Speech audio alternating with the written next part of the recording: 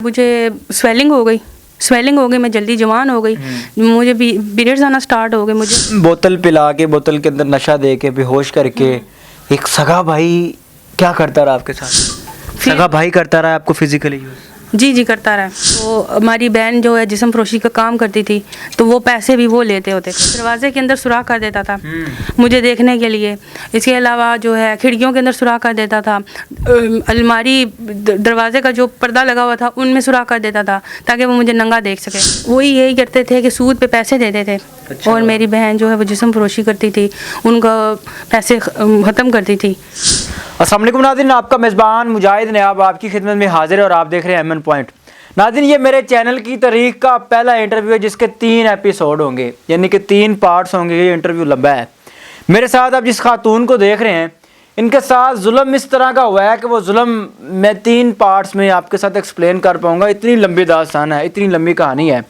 یہ جو بہن ہے یہ پنڈی سے لاہور آئی ہیں اپنی داستان آپ کے ساتھ شیئر کرنے، ہمارے ناظرین کے ساتھ شیئر کرنے کہ میرے ملک پاکستان کے اندر، اسلامی جمہوریہ پاکستان کے اندر سگے بھائی اپنی بہن کے ساتھ کیا کیا کرتے ہیں. میرے ملک پاکستان کے اندر ڈاکٹرز جن کو دوسرا خدا کہا جاتا ہے، ڈاکٹر جن کو لوگ خدا کا رتبہ دیتے ہیں، وہ ڈاکٹر ایک خاتون کے ساتھ کس طرح زیادتی کر سکتے ہیں. میرے ملک پاکستان کے اندر ایک بہن اپنی بہن کے ساتھ کس طرح اس کی زندگی برباد کر سکتی ہے، کس طرح اس کی زندگی کو تباہ کر سکتی ہے.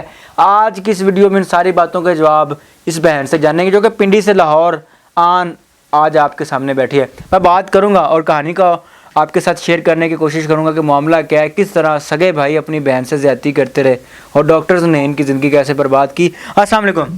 وعلیکم السلام. کیسی ہیں؟ خیریت سے ہیں؟ ٹھیک ٹھاک. کیا نام ہے آپ کا؟ مریم. مریم، مجھے بتائیے گا کہ بڑی ڈفرینٹ سی اور بڑی عجیب سی بات ہے کہ پہلے بھائی، پھر بہن، پھر ڈاکٹرز. یہ معاملہ سٹارٹ کیسے ہوتا ہے؟ کہانی شروع کہاں سے ہوتی ہے کہ اتنا بڑا ظلم ایک یتیم بچی کے ساتھ؟ جی میری 13 ایئر ایج تھی، 13 سال کی میری عمر تھی. تو میری سسٹر نے مجھے کہا کہ آپ جو ہے واش روم جاؤ اور چیک اپ کرو کہ آیا کہ تمہارے اندر جو ہے وہ گولیاں ہیں کہ نہیں ہوتی سائڈس پہ. تو چیک کیا، لیکن اس وقت مجھے اتنی پین ہوئی کہ گولیاں مثلاً کہاں پر گولیاں تھی، کیا گولیاں تھی، یہ چیک کیا کرنا تھا؟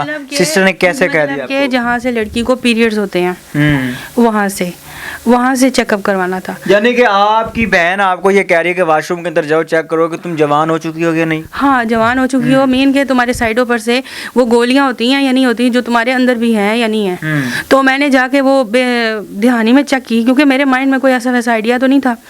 تو مجھے اس وقت پین ہوا. آپ کی بڑی بہن تھی؟ جی میری بڑی بہن تھی، سب سے بڑی بہن ہے. تو اس کے بعد جو ہے وہ مجھے تکلیف شروع ہوئی تو میں نے ادھر ہینڈ لگانا چھوڑ دیا اور مجھے اس کے بعد پیریڈ اسٹارٹ ہو گئے. یعنی کہ آپ کی بڑی بہن نے آپ کو اس کام کے لیے اکسایا کہ جاؤ اور یہ سارا گندا کام جو ہے یہ واش روم کے اندر تم اپنی ہاتھوں سے خود کر کے کرو. آپ نے اس کو کہا نہیں کہ آپ میری بہن ہیں، بڑی بہن ہیں، اور آپ یہ مجھے کیا کہہ رہی ہیں، غلط کام ہے؟ میں آپ کو کیا بتاؤں کہ میرے پاس اتنے لاکھ روپے تھے، ابو کے وقت بھی میرے پاس کتنے پیسے ہوتے تھے تو میرے بھائی مجھے فوراً کہتے ہوتے تھے اور میں فوراً جو ہے ان کے ہاتھ میں دے دیتی تھی جو وہ مجھے کہتے ہوتے تھے. والد جو ہے وہ کیا کرتے تھے، بھائی کیا کرتے ہیں؟ والد صاحب میرے جو ہے آرمی سے ریٹائرڈ تھے اور مرزا اسلم بے کے دفتر میں پہلے جاب کرتے تھے. پھر انہوں نے نیاز صاحب ہیں نہیں صبح کے وقت کہیں اور جاب کرتے تھے، شام کے وقت ایڈوکیٹ کے پاس جاب کرتے تھے. اور بھائی میرے 2 پولیس میں ہوتے ہیں، ایک آرمی کے محکمے میں ہوتا ہے. یعنی کہ 2 بھائی پولیس، بڑا غیرت والا دائرہ اس ٹائم پاکستان کے اندر. وہ بھائی، ان کی بہن آج میڈیا پر بیٹھی ہے اور اپنی داستان سنا رہی ہے کہ میرے بھائی میرے ساتھ اس طرح کرتے رہے. بہن نے زندگی برباد کی، اس نے کہا کہ واش روم کے اندر جائیں، یہ سارا غلط کام کر کے آئے. اس کے بعد کیا ہوا؟ اس کے بعد یہ ہوا کہ مجھے سویلنگ ہو گئی، میں جلدی جوان ہو گئی، مجھے پیریڈز آنا سٹارٹ ہو گئے. مجھے نہیں پتا تھا یہ کیا ہوتے ہیں اور نہ انہوں نے مجھے کچھ بتایا کہ ان دنوں میں کیا احتیاط کرنی پڑتی ہے. یہ ساری باتیں مجھے کوئی انہوں نے کبھی گائیڈ نہیں کیا. میرے پاس پیسے نہیں ہوتے تھے کپڑے پہننے کے لیے تو میں نے لوڈ کا سہارا لیا، لڑکوں سے بات کرنا شروع کی. تو لڑکوں نے مجھے جو ہے فون پہ باتیں کرنا، فون پہ پیسے دیتے تھے، وہ میں جو ہے وہ سیل کرتی تھی اور میں اپنے کپڑے لیتی تھی. یعنی کہ آپ لڑکوں سے فون پر لوڈ منگواتی تھی کہ جس طرح فلرٹ کیا جاتا ہے کہ مجھے بیلنس کی ضرورت ہے. اچھا، تو اس وقت میری آپ بھی سبا لوڈ والی بنی رہی ہیں؟ میں مجبوری سے بنی رہی ہوں کیونکہ مجھے کالج کے لیے بھی پیسے نہیں ان لوگوں نے دیے، کپڑوں کے لیے بھی پیسے نہیں دیے. پھر مجھے لوڈ لینا پڑا تو مجھے موبائل خریدا میں نے اس وقت میں اس وقت ابو مزدوری کرتے ہوتے تھے، تو وہ مزدوری سے وہ مجھے پیسے نہیں دیتے. میں نے کہا تھا کہ وہ مجھے پیسے دیا کرو، میں مزدوری کیا کروں گی تمہارے گھر، تو مجھے پیسے دیا کرو. تو میرے بھائی اس کے مزدوری کے پیسے بھی نہیں دیتے تھے. یعنی کہ اپنے ہی گھر میں آپ اتنی مجبور ہو چکی تھی کہ اپنے بھائیوں کو کہتے تھے کہ میں گھر میں مزدوری کرتی ہوں، آپ مجھے پیسے دیں. آپ مجھے پیسے دو، تو وہ مجھے پیسے نہیں دیتے ہوتے تھے. پھر میں نے یہ سہارا لیا کہ لڑکوں سے بات کرنا شروع کی. ایک میری ٹیچر بھی تھی، ان سے بھی بات کرتی تھی، وہ مجھے لوڈ بھیجتی تھی. تو میں نے وہ لوڈ سیل کروا کے، تو میرا بھائی سیل کرتا تھا، لڑکوں کو 100 کے 100 پیسے بھیجتا تھا. تو پھر وہ جو ہے ہمیں مجھے وہ پیسے ملتے ہوتے تھے. اور جب میری امی کی ڈیتھ ہوئی، اب یقین کریں کہ اس وقت میرے پاس 1400 روپیہ تھا، 1500. میرے لیے ایسا تھا کہ جیسے میرے لیے کوئی جنت ہے. اور وہ میں نے کپڑے لیے اپنے لیے 2 جوڑے. مجھے اتنا ڈر لگتا تھا اپنی بھائی بہن سے کہ کہیں مجھے یہ کھا نہ جائے، میرے پیسے نہ لے لے. مریم کیوں اپنے گھر کے اندر آپ خود کو اتنا انسیف سمجھتی رہی ہیں؟ کیوں آپ کو اپنے گھر کے اندر اپنے ان رشتوں سے ڈر لگتا ہے جو کہ رشتے پوری زندگی ساتھ گزارنے والے ہوتے ہیں؟ جی، کیا وجہ ہے؟ بس ویسے ہی میرے بڑے بھائی نے ہپنوٹائز کیا ہوا تھا امی ابو کو بھی. امی ابو کو بھی کہتا ہوتا تھا کہ اس کے قریب نہ جاؤ. اس نے ابو کو بھی منع کیا ہوا تھا، کہتا تھا کہ ان کے ساتھ اس طرح کی باتیں نہ کرو. بھائیوں کے ساتھ بھی کہتا ہے اس کے ساتھ انسانوں کی طرح نہ رہو، اس طرح مطلب کہ رہنا. پھر میں ہونا شروع ہو گئی، اس کی باتوں میں آنا شروع ہو گئی. اس کی باتوں میں مثلاً کس طرح آئی؟ کیا باتیں کرتا تھا جس میں آپ آئی تھی؟ مطلب یہ کہ شادی نہیں کرتے تھے. اچھا. دونوں بھائی بڑے تھے، سارے گھر کی ذمہ داری میرے اوپر آ گئی تھی. اچھا. مجھے اپنی شادی کی بھی فکر تھی، مجھے گھر کے کاموں کی بھی فکر ہوتی تھی. میں یہ کہتی تھی ان کی شادیاں ہوں، میری شادی جلدی ہو تاکہ میں اپنے گھر چلی جاؤں. وہ میرے پاس میں نہیں تھا، لیکن میری پوری کوشش تھی کہ میرے بھائی شادی کریں اور وہ اپنے گھروں میں آباد ہوں، اور میں جو ہوں اپنے کام سے کام رکھوں. میرے رشتے بھی آئے تھے، چھوٹی ایج میں رشتہ بھی آیا، لیکن میری بہن نے شادی نہیں کروائی. اس نے کہا کہ پہلے ہمارے گھر بھابھی آئے گی. مریم کیا ریزن ہے بھائی شادی کیوں نہیں کرتے تھے؟ خود استعمال کرتے تھے، آپ کو کیا وجہ تھی؟ بھائی جو ہے نا، بڑے والا جو تھا اس کا مسئلہ تھا کہ وہ ٹھیک نہیں تھا، مثلاً مطلب مردانہ پن کے لحاظ سے اس کی وائف چلی گئی تھی. پھر جو دوسرا بھائی تھا وہ اچھی خاصی ارننگ کرتا تھا، پولیس میں تھا، تو وہ بھی جو ہے نہیں کر سکا، اپنی وائف کو رکھ سکا. اس کو کیا وجہ ہے کیوں نہیں رکھ سکا؟ وہ اپنی مرضی کے، مجھے نہیں پتا. اور اس کا جو ہے سارا بھابھی نے، تیسری نے میرے اوپر الزام لگایا کہ تم جو ہے تم نے اپنی بھابیاں نکالی ہیں. تو اس نے اس الزام میں آ کے ایک پلاننگ کے تحت میرے بھائی سے کہا کہ کھانا اچھا بنایا، مطلب بناؤ. میرے بھائی کہتا ہے اس کو کھانا بناؤ، تو میری بھابھی نے اس کے لیے اچھا کھانا نہیں بنایا. تو وہ کھانا جو ہے وہ میرے بھائی نے مجھے کہا کہ تم بنا کے دو. میں نے کہا ٹھیک ہے، میں نے کھانا بنا کے دیا. صبح کا وقت تھا، میں نے اپنے پاس رکھا ہوا تھا، گھر کا سامان ہوتا ہے نا، وہ رکھا تھا، کیونکہ سسرال کی طرف سے مجھے دینے کی اجازت نہیں تھی کہ وہ مجھے صرف کے پیسے تک نہیں دیتے تھے، صرف کے پیسے بھی نہیں دیتے تھے. تو میں نے وہ جو ہے ڈر کی وجہ سے اپنے پاس سامان رکھا تھا کہ چلو میں اس میں سے تھوڑا تھوڑا سامان لے جاؤں. بھائی جو ہیں وہ کس طرح آپ کے ساتھ زیادتی کرتے رہے ہیں؟ کس طرح آپ کو غلط کام کے لیے استعمال کرتے رہے؟ نہیں، میرا بڑا جو ہے ایسا ہے، بڑا جو ہے باقیوں کی طرف میں نہیں کوئی دھیان دیتی. بڑا جو ہے اس نے مجھے کہا تھا کہ 1-2 بار اس نے مجھے بوتل وغیرہ دی تھی، تو اس میں مجھے بے ہوشی ہو گئی تھی. تو صبح جب میں اٹھی تو میرا دروازہ جو ہے وہ دن کو کھلا ہوا تھا، حالانکہ میں رات کو کنڈی لگائی ہوئی تھی. مریم بوتل پلا کے، بوتل کے اندر نشہ دے کے، بے ہوش کر کے، ایک سگا بھائی کیا کرتا رہا آپ کے ساتھ؟ بس وہ جو مجھے نہیں پتا ہوتا کہ کیا ہو رہا ہے کیا نہیں ہو رہا. جو آپ کس طرح بلیم کر سکتی ہیں کہ بھائی اپنی بہن کے ساتھ زیادتی کرتا کیونکہ اس نے رہا؟ مجھے آپریشن کے لیے اکسایا تھا، جبکہ میں بالکل ٹھیک تھی.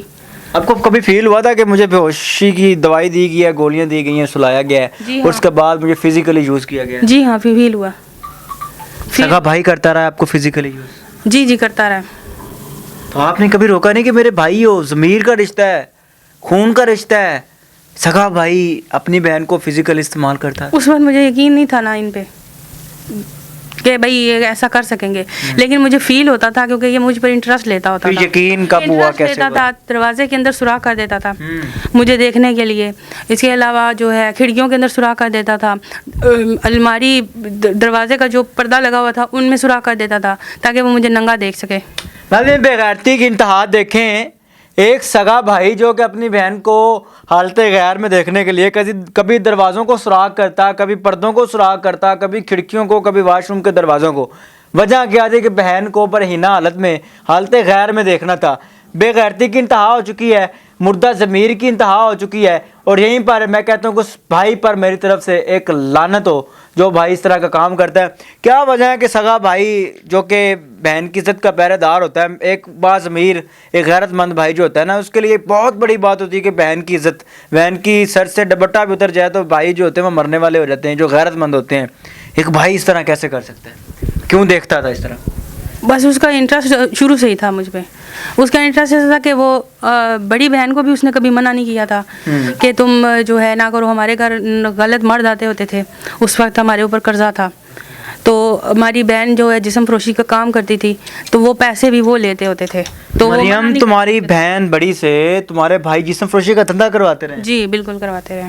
تب بھی ان کو غیرت نہیں ہے کہ ہماری بہن ہے؟ نہیں، میرے ابو کو صرف غیرت آتی تھی، سوائے ابو کے علاوہ اور کسی کو بھی غیرت نہیں آتی تھی، اور نہ ہمارے خاندان والوں کو غیرت آئی کہ ان کے اوپر قرضہ چڑھا ہوا ہے تو ہم ان کو پیسے دے دیں، یہ کیوں جسم فروشی کا دھندا کر رہی ہے بیچاری۔ اب تو وہ نہیں کر رہی شادی کے بعد۔ یعنی کہ گھر والوں کو، رشتہ داروں کو بھی پتا تھا کہ آپ کی بہن یہ دھندا کر رہی ہے؟ پتا تھا، لیکن وہ دیکھتے رہتے تھے اور ہماری مالی مدد نہیں کرتے ہوتے تھے۔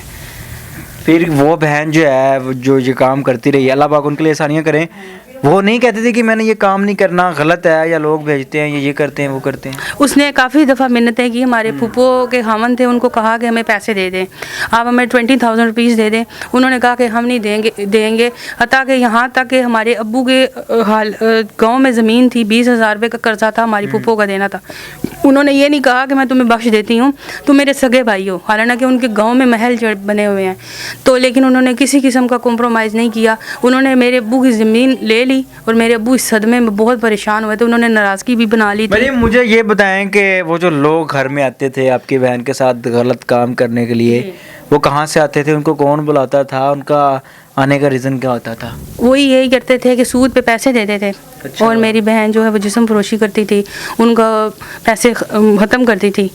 مطلب میں نے بچپن سے یہ چیزیں دیکھی ہیں۔ مردہ ضمیری کی انتہا دیکھے ناظرین کہ بھائی سود پر پیسے لیتے، بہن اپنے کپڑے اتار کر، اپنی عزت تار کر کے وہ پیسے اتارتی، بھائی پھر سود پر پیسے لیتے، بہن پھر وہی اپنے کپڑے اتار کر اپنی عزت نیلام کر کے وہ پیسے اتارتی، بھائی پھر سود پر پیسے لے لیتے۔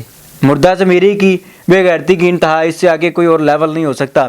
اس کے بعد کیا ہوتا ہے؟ اس کے بعد بس اس کے نصیب اچھے تھے کہ اللہ پاک نے اس کی شادی ہو گئی، اور اس کو ہسبینڈ ایسا ملا جو کہ ہمارے خاندان والوں نے، پھوپھو کے ہسبینڈ نے ادھر جا کے کہا کہ تمہاری بیوی جو ہے وہ غلط کریکٹر کی ہے۔ میرے بہنوئی نے کہا کہ میری بیوی بہت اچھی ہے، جیسی بھی ہے، میرے بچوں کی ماں ہے، مجھے قبول ہے، آپ لوگ جو مرضی کہتے رہو، نصیب ہی بات ہے۔ لیکن میرے جو اپنے جو نصیب ہے نا وہ صحیح نہیں ہے، مطلب کہ میں بالکل پاک دامن ہوں، میں نے کوئی گناہ نہیں کیا کسی قسم کا بھی، اور پھر بھی میرے سسرال والوں نے مجھ پر بدچلنی کا الزام لگائے، میرے بھائیوں نے مجھ پر آپ کی شادی ہوئی تھی؟ جی میری شادی ہوئی تھی۔ کس سے ہوئی تھی؟ کیسے ہوئی تھی؟ عمران علی سے۔ تو آپ وہاں پر رہی نہیں ہیں؟ میں کیسے رہتی وہاں؟ میرا ایک تو آپریشن غلط ہو گیا تھا۔ آپریشن کیسے ہوا تھا؟ آپریشن اسی طرح ہوا تھا کہ بھائی کے دباؤ میں آ کے، بڑے بھائی کے دباؤ میں آ کے، کیونکہ میری ماں چلتی نہیں ہے بھائیوں کے آگے۔ اچھا ناظرین، یہ یہاں تک داستان یہ ہے کہ سگی بہن اپنی بہن سے اس کو یہ کہتی کہ واش روم میں جاؤ، خود کو چیک کرو کہ تم جوان ہو چکی ہو۔ وہاں پر مریم یہ غلطی کرتی ہے کہ اس کی بات مانتی ہے اور واش روم میں جا کے اپنے آپ کو غلط طریقے سے چیک کر لیتی، میں بیان نہیں کر سکتا۔ اس کے بعد سگا بھائی اپنی بہن کے کمرے کے پردوں کو، کھڑکیوں کو، دروازوں کو سراغ کرتا ہے کہ میں اپنی بہن کو برہنہ حالت میں دیکھوں۔ اس کے بعد وہ بھائی اس کے ساتھ نشہ پلا کر زیادتی کرتا رہا۔ اس کے بعد دوسرے بھائیوں نے کیا کیا اور ڈاکٹرز نے ان کے ساتھ کیا کیا، پارٹ 2 میں جانتے ہیں۔